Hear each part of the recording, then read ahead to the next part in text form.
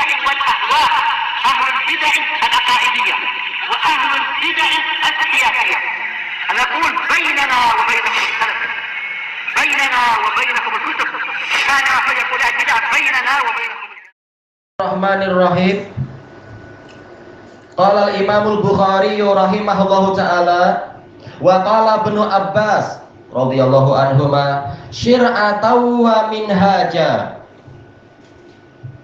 ay sabilan wa sunnatan.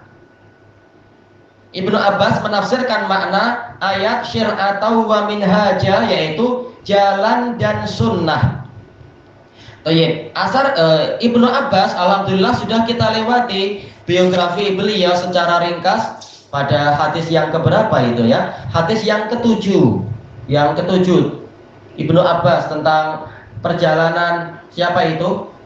Perjumpaan Abu Sufyan dengan Heraklius itu. Demikian pula sebelumnya yaitu di hadis yang kelima terkait dengan la tuharrik bihi lisanak dan seterusnya. Iya, biografinya sudah Anda sebutkan, sudah Anda ceritakan di hadis yang kelima. Maka tak perlu diulang. Beliau Abdul Abbas, Abdullah Ibnu Abbas Al-Mufassir, Al-Bahar, Al-Habr dan seterusnya ma'ruf. Baik. Kemudian syir'atan wa minhaja. Asar ini diriwayatkan dengan sanad yang bersambung oleh Imam Abdul Razak As-San'ani, guru dari Imam Ahmad. Imam Ahmad guru dari Imam Al-Bukhari, dan sanadnya sahih. Juga diriwayatkan dari jalur itu juga oleh Al-Imam At-Tabrani di dalam Imam At-Tabari dalam tafsir beliau, juga diriwayatkan oleh Imam Ibnu Abi Hatim dalam tafsir beliau. Kalau Abdul Razak juga dalam tafsir beliau.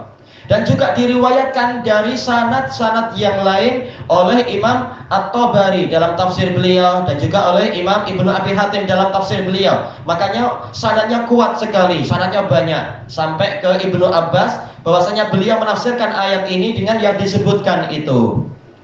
Baik. Untuk memahami gambarannya tentunya kita perlu melihat kelengkapan ayatnya.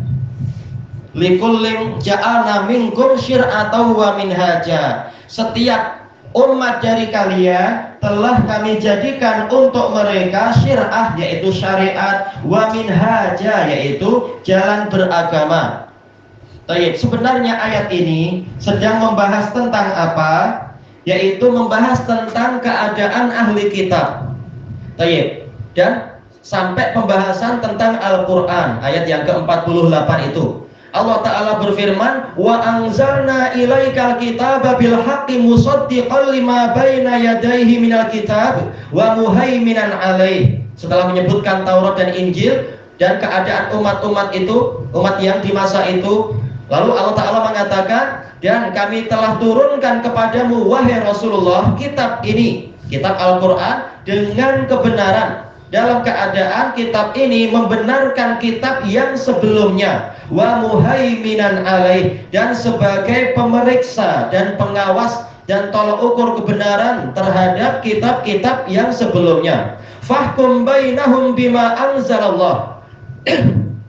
Maka tegakkan hukum di antara mereka dengan apa yang Allah turunkan, yaitu walaupun orang Yahudi sudah punya kitab suci, orang Nasrani sudah punya kitab suci, namun Al-Quran sebagai tolak ukur kebenaran untuk kitab-kitab terdahulu. Kitab terdahulu sudah dihapus masa berlakunya, dan juga banyak yang telah dipesongkan, diselewengkan oleh umat-umat terdahulu. Maka yang menjadi hakim terhadap segalanya adalah apa yang Allah turunkan kepada Muhammad SAW. Quran sebagai hakim terhadap segalanya, sebagaimana Nabi Muhammad SAW sebagai Rasul untuk seluruh alam semesta, bukan hanya satu kaum saja. Kemudian Allah berfirman, wala tattabi' ahwa'ahum, dan jangan engkau mengikuti hawa nafsu mereka. Menunjukkan apa? Kita jangan meniru ahli kitab dan jangan menaati mereka, jangan mengekor pada mereka, tapi setia dengan wahyu yang paling baru ini, yaitu Al-Quran. Amma ja'aka minal haqq, dari apa yang dari kebenaran yang telah datang kepadamu. Jangan sampai engkau mengikuti mereka sehingga engkau terpesongkan dari kebenaran. Likullin ja'alna minkum syir'atan wa minhaja. Setiap umat dari kalian telah kami buat untuk mereka syariat dan jalan.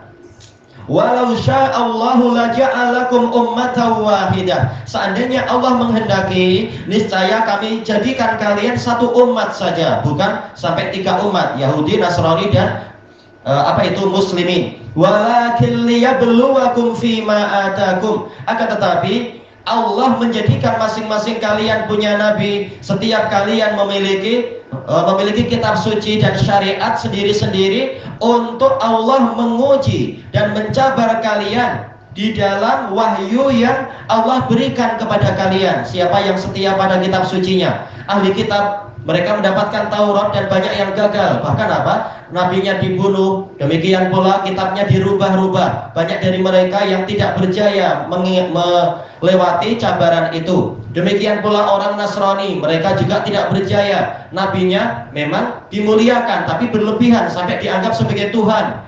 Maka ini menyelisihi ajaran Nabi Isa sendiri. Injil juga dirubah-rubah oleh mereka gagal.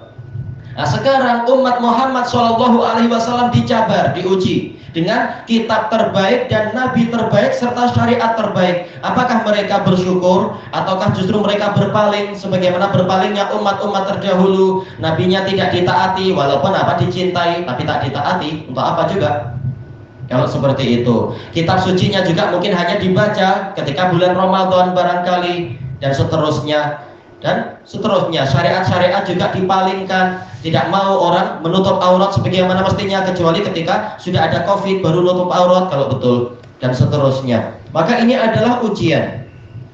Fastabiqul khairat, maka berlomba-lombalah kalian di dalam kebajikan. Ini diantara isyarat dari Imam Bukhari, bahwasanya isi syariat itu adalah amal kebajikan, ibadah. Ibadah bertingkat-tingkat, berarti apa? Iman juga bertingkat-tingkat. Iman boleh bertambah dan boleh jadi berkurang. Ilallahi marji'ukum jami'a. Lalu Allah mengingatkan, apapun amalan kalian, seperti apapun sikap kalian terhadap syariat, Rasul dan kitab suci, kepada Allah sajalah tempat kembalinya kalian semuanya. Fayunabbi'ukum bima kuntum fihi tahtalifun. Lalu Allah akan mengabarkan kepada kalian perkara yang dulu kalian perselisihkan. Segala perselisihan akan diputuskan di hari kiamat nanti. Maka agar selamat, ikuti yang Allah wahyukan di sini, yaitu ikuti Quran dan jangan ikuti hawa nafsu mereka tadi. Baik. Di sini Imam ahli tafsir yaitu Ibnu Abbas radhiyallahu anhu mengatakan tentang likullin ja'alna minkum syir'atan wa minhaja. Setiap dari kalian telah kami buat untuk mereka syir'ah, yaitu disebutkan oleh Ibnu Abbas di sini apa? Sabilan, jalan, wa minhajan, yaitu sunnah. Baik. Apa sih sebenarnya inti makna dari syir'ah dan minhaj? Para ulama banyak memberikan penjelasan tentang masalah ini. Di antaranya adalah Al-Jauhari di dalam kitab beliau As-Sihah fil Lughah. Syir'ah itu dari syara'a, maknanya adalah jalan yang terang. Itu syir'ah, jalan yang terang. Tayyib. Kemudian menyebutkan contoh-contoh penggunaan kalimatnya. Sementara minhaj itu adalah jalan yang terus berlangsung. Berarti apa? Maknanya memang berdekatan, sama-sama tentang apa? Bicara tentang jalan. Demikian pula dijelaskan oleh Al-Qurtubi rahimahullahu ta'ala di dalam tafsir beliau. Begitu pula dijelaskan oleh Ibnu Katsir dalam tafsir beliau. Demikian pula dijelaskan oleh Abu Hilal Al-Askari di dalam kitab beliau Al-Furuqul Lughawiyah. Baik. Hanya saja ada bisanya. Kita tahu bahwasanya wawu di dalam pelajaran sastra, wawu ataf itu menunjukkan perbezaan makna antara maktuf dan maktuf alaih. Berarti apa? Syir'ah dengan minhaj ini pasti ada perbezaannya, walaupun asal katanya maknanya berdekatan, yaitu jalan. Syariah itu artinya jalan, minhaj itu juga artinya jalan.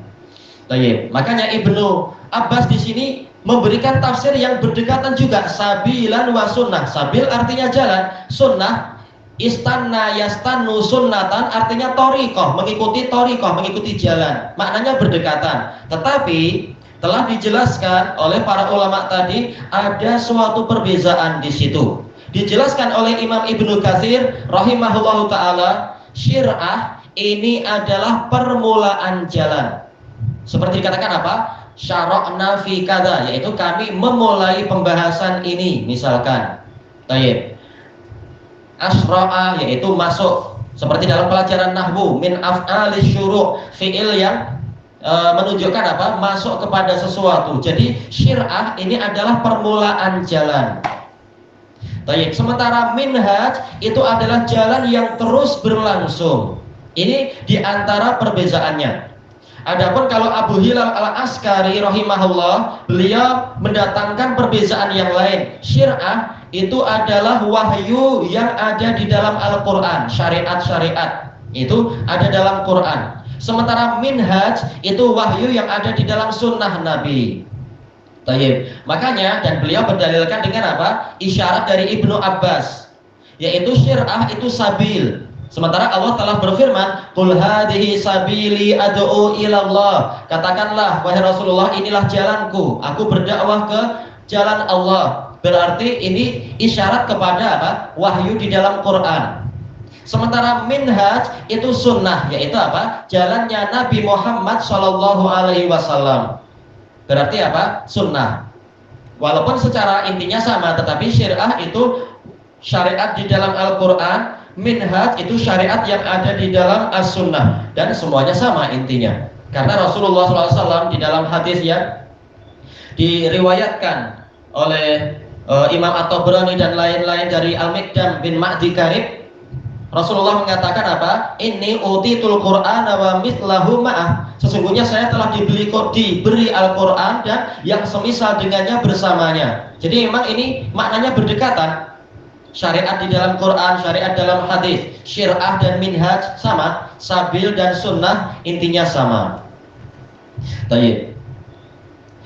Lalu apa yang Allah Ta'ala inginkan di dalam ayat ini? Yaitu setiap umat telah memiliki syariat sendiri-sendiri. Baik. Cuma tentunya ada pertanyaan.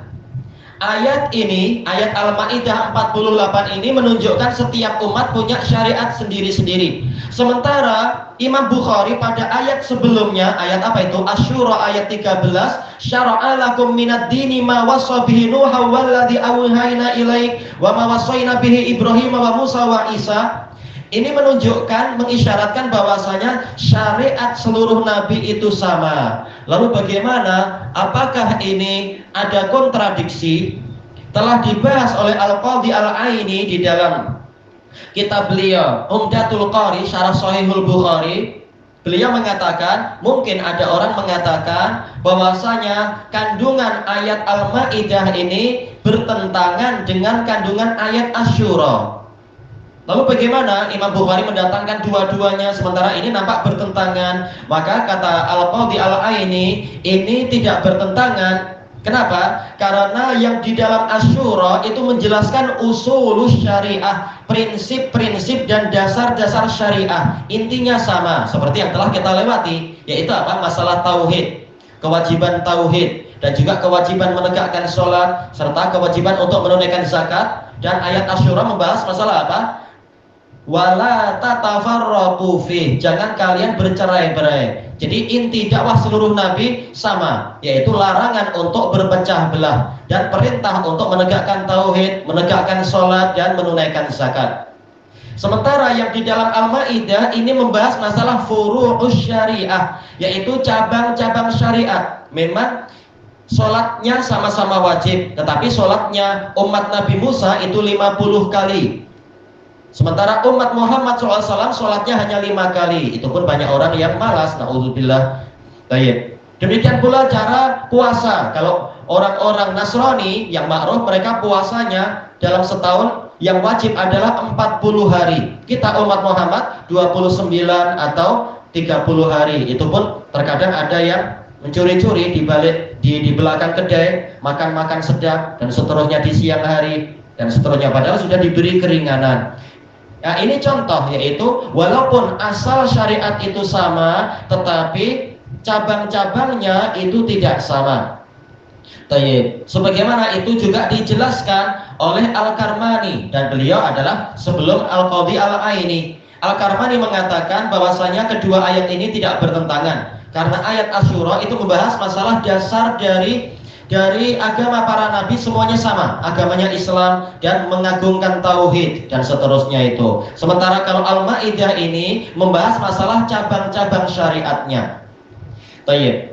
Dan sebelum mereka semua ini juga telah dibahas oleh Imam Ibnu Katsir rahimahullahu taala di dalam tafsir beliau, bahwasanya inti syariat sama, yaitu tauhid, sedangkan percabangannya memang lain-lain. Dan kata beliau, di dalamnya ada hikmah yang sangat besar, yaitu apa? Masalah tauhid jelas sama, karena memang manusia tidak akan hidup bahagia kalau dia masih berbuat syirik, dia masih memelihara tangkal-tangkal, malah jadi ketakutan sendiri, masih tidak bergantung pada Allah. Maka yang namanya tauhid ini adalah keperluan yang sangat mendasar. Semua manusia dari berbagai zaman dan tempat itu sama. Makanya syariatnya sama, masalah tauhid. Adapun percabangannya itu disesuaikan dengan waktu. Umat terdahulu memang apa? Syariatnya seperti itu. Mereka mendapatkan nikmat banyak dan umur panjang, maka bersyukurnya juga perlu dilipat gandakan. Sementara umat Muhammad umurnya pendek-pendek, demikian pula badannya lemah dan sebagainya, maka syariatnya diperingan. Demikian pula pembahasan yang banyak sekali, di dalamnya ada hikmah yang sangat besar. Baik. Berarti yang tersisa apa sekarang? Apa keterkaitan antara tafsir dari ayat ini dengan bab kita ini? Baik. Kita tahu bahwasanya inti dakwah para nabi itu sama, yaitu agama Islam, dan intinya sama, yaitu sama-sama keimanan, mengagungkan keimanan, mengagungkan tauhid. Tetapi apa? Perbezaannya adalah masalah syariatnya. Tetapi walaupun syariatnya itu beraneka ragam, tetap intinya adalah apa? Mengandungi imtisalul awamir wajtinabun nawahi, melaksanakan perintah-perintah dan menjauhi larangan-larangan. Berarti apa? Di sini menunjukkan keimanan itu mungkin bertambah, mungkin berkurang. Semakin dia rajin beramal soleh dan menjauhi maksiat, semakin bertambahlah iman dia. Dan semakin dia menjauh dari ketaatan, justru melakukan maksiat-maksiat, maka semakin melemahlah dia. Berarti apa? Walaupun syariat Nabi itu lain-lain, syariat para Nabi, tetapi intinya sama. Iman itu boleh bertambah dan boleh berkurang. Dan amalan itu bagian dari iman, tidak seperti pendapat para ahlul bidah. Tayyib, ilahuna wallahu a'lam. Setelahnya kita masuk ke bab yang baru, bab kedua dari Kitabul Iman. Alhamdulillah. Subhanakallahumma wa bihamdika la ilaha illa anta astaghfiruka wa atubu ilaik. Walhamdulillahirabbil alamin. Jazakumullahu khairan.